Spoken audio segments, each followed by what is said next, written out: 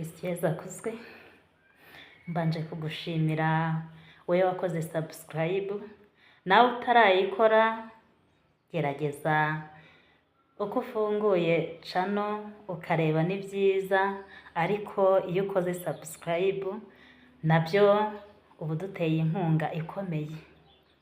Ndagushimira wowe ufunguye uyu munsi utarakurikiye ibiganiro byabanje, ariko bibaye byiza wasubira inyuma nabyo ukabireba, byadushimisha. Ndagushimira weho wabashije kutuyoboza inzira wacamo kugira ngo ubashe kwivuza.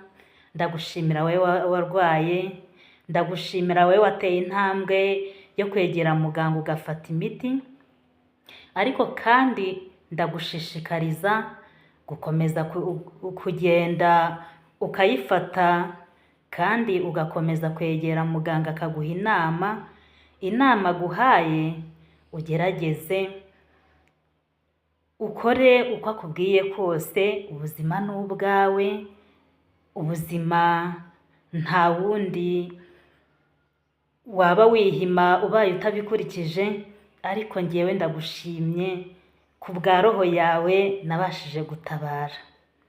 Muri aka kanya tugiye kwiga isomo rikomeye, ni nayo mpamvu weho nabwiye ngo mpimbabazi. Niba utarazimpa ndakwinginze gerageza umpimbabazi.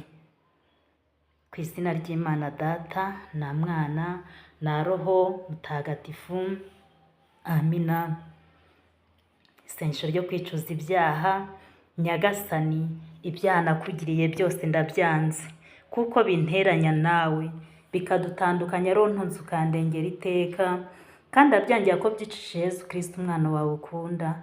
Dawe ubinkize, sinshaka kubisubira, ndashaka kuba uwawe. Amina. Ngwino Roho Mutagatifu, usanganye imitima y'abakwemera bagukunda, wohereze Roho wawe byose bishya, n'isi izabone guhinduka. Dusabe.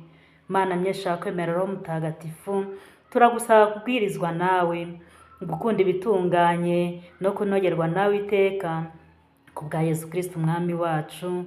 Amina. Ku izina ry'Imana Data na Mwana na Roho Mutagatifu. Amina. Isomo rero nakubwiraga mugenzi wanjye, isomo nakubwiraga tugiye kwiga uyu munsi inshuti yanjye, utatanze imbabazi rwose ntabwo byaba ari byo. Niyo mpamvu nakubwiye ngo aho nshobora kuba narakubangamiye umbabarire. Numbabarira bizatuma ubabarira mugenzi wawe wahuye n'ikibazo cy'uburwayi bwo mu mutwe. Uyu munsi tugiye kureba ukuntu ushobora kwirinda uburwayi bwo mu mutwe. Wabwirinda ute? Nabwirinda nte? Kurikira kandi ntihagire ikigucika. Banza ubabarire uwo mubana, banza ubabarire uwagize ikibazo, nawe wibuke kwibabarira. Icya mbere mu bintu byagufasha kwirinda uburwayi bwo mu mutwe ni ukwirinda ibiyobyabwenge. Ibiyobyabwenge nawe ubyumve neza. Ese nanyweye urumogi cyangwa nanyweye inzoga nkagera ubwo nsinda cyane, ya Roho Mutagatifu harya iracyandimo cyangwa yagiye kare? Niyo mpamvu ngusabye ngo kugira ngo wirinde uburwayi bwo mu mutwe, gerageza wirinde ibiyobyabwenge. Niba unabinywa simbiguciyeho bitewe n'ukwemera kwawe, ariko gerageza byibuze unywe gakeya, we guta umurongo ngo ubwonko bwawe burinde bujya kure, roho yawe irinde kuvamo yigendere. Ikindi cya kabiri rero, ugomba kwigirira icyizere. Uti ndigirira icyizere gute rero?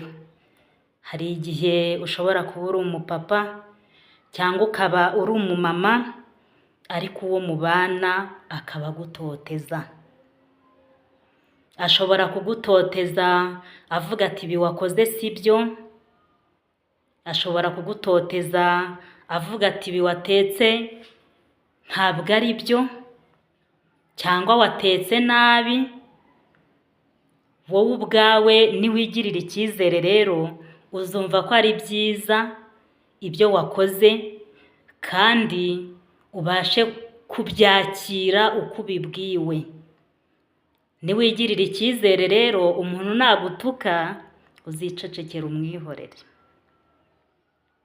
Umuntu nakuvuga amagambo uzicecekera umwihorere, ariko nugera hirya upfukame, wisuzume, usenga Imana yawe, uyisabe imbabazi, nurangiza na wa wundi umusabire, kuko ashobora kuba yabikoze kubw'uburwayi afite. Niyo mpamvu nakubwiye ngo tanga imbabazi. Ikindi,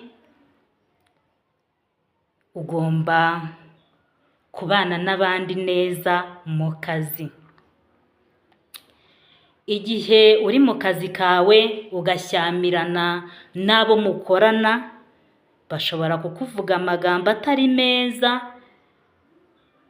bikaba byanagera mu rugo rwawe bikaruhungabanya.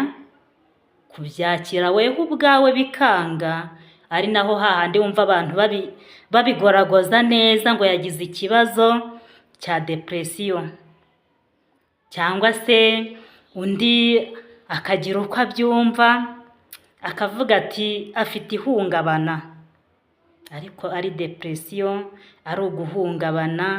Ibyo byose ni ikibazo cy'uburwayi bwo mu mutwe. Kristo Yezu akuzwe. Ugomba nanone gufata umwanya w'ikiruhuko gihagije. Wakumva utamerewe neza, aho kugira ngo wishore mu biyobyabwenge ngo ugiye gushaka amahoro, fata umwanya uryame, uruhuke, uraza koroherwa niwicura.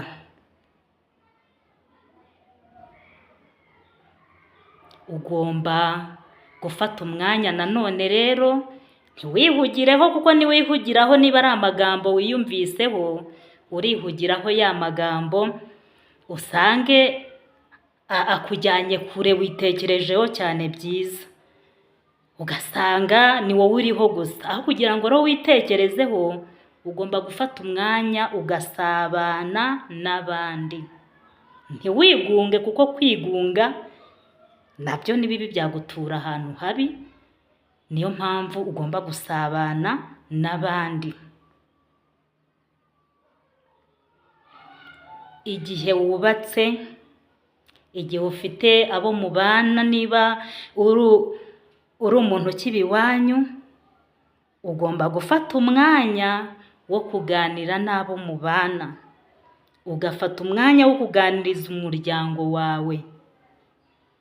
Niba hari ibitagenda neza, ukabasha kubikosora, kandi nabo ukabaha umurongo. Niba uri umupapa uhagarariye urugo, cyangwa niba uri umumama, ugomba guha umurongo abo ushinzwe kwitaho. Ushobora gufata umwanya nanone ugakunda kwiririmbira, ariko byaba byiza uririmbye indirimbo z'Imana, kuko ushobora kuririmba indirimbo zitari iz'Imana, cyane nk'izo mwumva abantu bavuga ngo ni indirimbo z'isi, ugasanga harimo gucyurira bagenzi bawe. Ibyo nabyo byagutura mu kaga, byagutura ku burwayi bwo mu mutwe. Niyo mpamvu bigusaba kuririmba indirimbo nawe uzi z'Imana. Ushobora no kutaririmba indirimbo z'Imana, ukaba wafungura, wenda niba wifitiye televiziyo yawe, ukaba wakwikurikiranira indirimbo kuri televiziyo yawe z'Imana, cyangwa se niba ari kuri telefone uzifite ugatega amatwi ukiyumvira, byaba byiza cyane kuruta uko wakwihugiraho. Ushobora no kujya gukina na bagenzi bawe, niba ushobora gukina agapira ukagatera, niba usanzwe ukina vore ukayitera, byose ni ukuruhura mu mutwe. Ikindi nanone ugomba guceceka igihe ubona hari ibidasanzwe. Niba utari kumvikana neza n'uwo mubana, aho kugira ngo mushyamirane muzamure intonganya, icecekere usenge Imana yawe izabigenza neza. Ariko nujya gushyamirana nawe bishobora kugutera depression cyangwa se ukaba wagira uburwayi bwo mu mutwe, byose ni kimwe. Kristo Yezu akuzwe. Ikindi nanone gishobora kugufasha kwirinda uburwayi bwo mu mutwe, ugomba kwirinda ibibazo mu kazi kawe ukabasha kubikemura neza bitarinze byajya ku karubanda. Ibintu iyo bigeze ku karubanda burya biba byabaye ikindi, bishobora kugutera ibibazo byo mu mutwe. Cyane cyane ushobora kuba ufite nk'akazi kenshi, ushobora kuba uri umukozi wa leta, ushobora kuba wikorera, ako kose ni akazi. Ushobora kuba uri umuyobozi w'idini runaka, ushobora kuba uri pasiteri, ushobora kuba uri padiri, ukagira ikibazo cy'akazi kenshi. Ubwo rero akazi kenshi igihe wakagize, ugomba kugerageza uburyo ki wakemura ibibazo byawe bitarinze byagutera kurwara mu mutwe. Ukaba wasaba ikiruhuko igihe wumva bitameze neza, ukaruhuka bihagije. Nukomeza rero uzakora akazi kawe nabi kandi ube washyira ubuzima bwawe mu kaga. Ndetse no kwirinda mu rugo rwawe ni kimwe. Ushobora kuba uri umugore mugenzi wanjye, ushobora kuba uri umugabo, ariko ugasanga buri gitondo urabyukira mu rugo rw'undi muntu, uri mu mazimwe, uri mu nkuru z'ibyabaye ku musozi, nta na kamwe kagucika. Umunsi uzabura icyo uvuga rero uzivuga. Ushobora kwivuga rero ukaba washyira ubuzima bw'urugo rwawe hanze, bikarangira buri wese amenya ibyawe, buri wese aza kubaza. Uko buri wese aza kubaza kuko wamenyereye kwishyira hanze cyangwa gushyira abandi hanze, bishobora kugutura ku burwayi bwo mu mutwe. Niba ubona icyo kibazo cyabaye, gerageza uceceke, usenge Imana izagufasha. Igihe rero ubona byanze burundu, kugira ngo ukomeze kuvuga ngo yebaba ngo mfite stress, yebaba mfite depression, kugira ngo ukomeze ibyo, egera muganga warangije kurwara nshuti. Kugira ngo ufate umwanya wo kujya kwiyahura ngo bamvuze ukiyambura ubuzima, gerageza kwegera muganga hakiri kare, wagufasha ku burwayi bwo mu mutwe, akugira inama. Niba usenga Imana, egera groupe musengana. Ushobora no kwegera padiri, nawe ni umuntu nkawe, ukamugisha inama yagufasha akakuyobora. Ushobora no kwegera mugenzi wawe uzi umukristu akagutega amatwi, ariko abantu bose siko ari abakristu. Hari umuntu ujya gusenga ariko ari nko kurangiza umuhango mu bo musengana, mu bo mugendana, ushobora kubonamo umukristo w'ukuri wafasha ubuzima bwa roho yawe.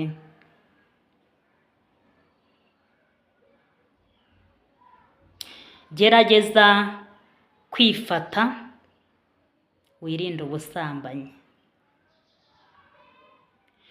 Niba uri umupapa cyangwa ukaba uri umumama, ushobora kwishora mu busambanyi, ugasanga ibyo ukuyeyo bishenya urugo rwawe, warangiza ukavuga ngo ariko se ko urugo rwanjye rusenyutse ni ukubera iki?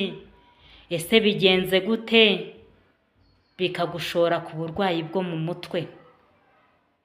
Ariko wirinze ibyo byose, ukabasha kuganiriza uwawe, uwo mubanaho bitagenda neza, mukabikemura neza mu mucyo, ibyo byose byagufasha ntubashe kugira ikibazo cy'uburwayi bwo mu mutwe.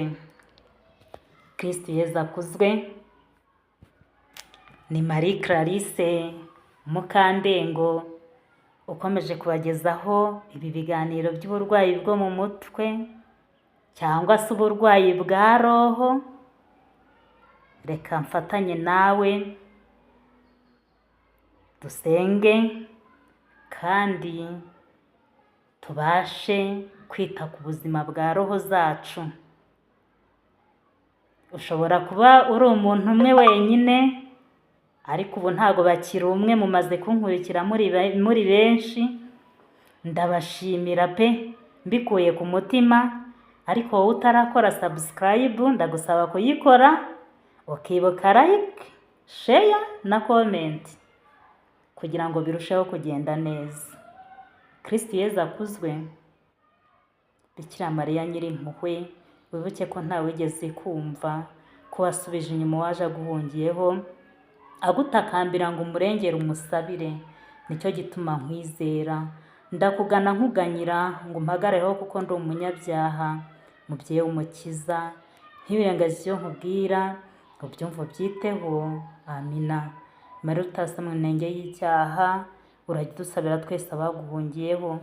Bazina bacu batagatifu, mudusabire. Ku izina ry'Imana Data na Mwana na Roho Mutagatifu. Amina. Dusabirane.